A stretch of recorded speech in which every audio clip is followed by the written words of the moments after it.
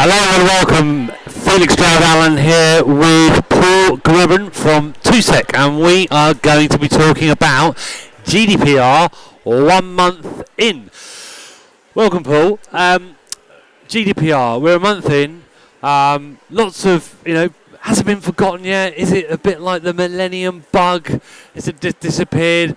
But no, it's still important, and I think some of the key things, I suppose, is some of the myth, and we hear lots of different interpretations of legislation.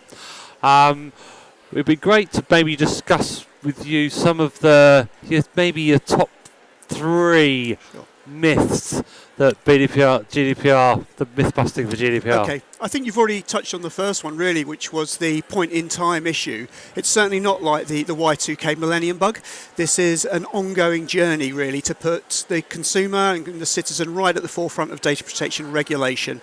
It's come about because they want to redress the balance between big organisations and really the rights and the freedoms of individual consumers. So what that means is that putting in place an ongoing compliance framework in every organisation, no matter the size, no matter your industry, but it's really, again, making sure that data protection is kind of at the forefront of everything you do. So very much, as I say, an ongoing journey.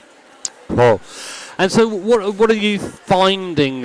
What are the common misunderstandings, or maybe the common questions that people are asking? Because I myself have seen lots of different material from lots of different companies, lots of different approaches. So what are the common ones that you're seeing that you're having to discuss with people out there? Sure.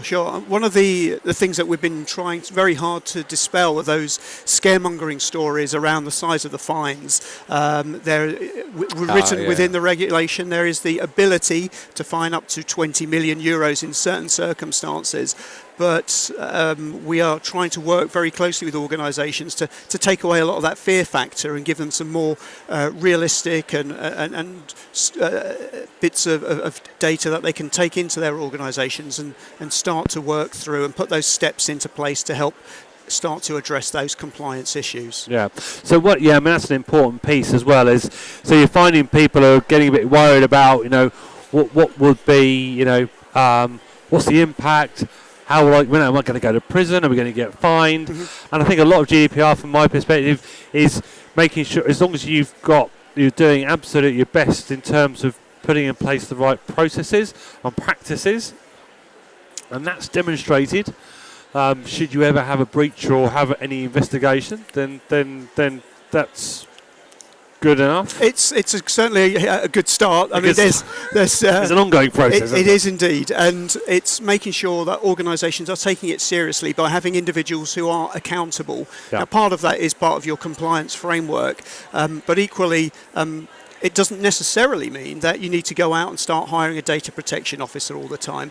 Very much it depends on the type of organisation and the size of organisation. But there are a number of ways that small and medium-sized companies can go about addressing data compliance issues without necessarily going out and hiring a brand new person. That's a good point. I think with small organisations who maybe are supplying to larger ones, the larger ones will say who's your security team. Well, we're not a security team. We're an organisation of 20 people, and our DPO is a part-time guy. He's got another job.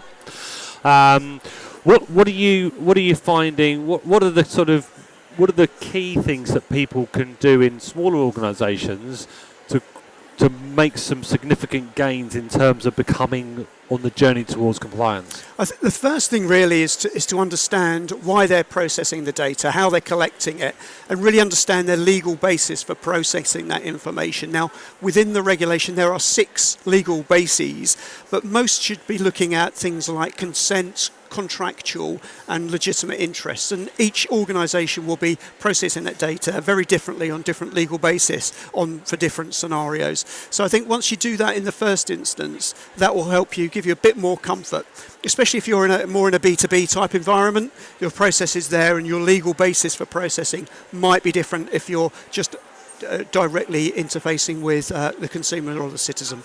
Great. Any other another myth that's out there, Paul, that you've been, I know you've run a session where any particular questions that you were surprised at? There's still a lot of misunderstanding around the definition of personal data. Now, the EU deliberately made it a very vague and very open interpretation.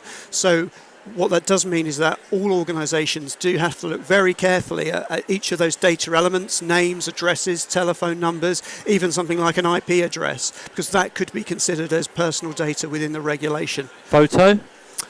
Without any text? Well, that's still very much a bit of a grey area. It's got to relate to a living individual, naturally.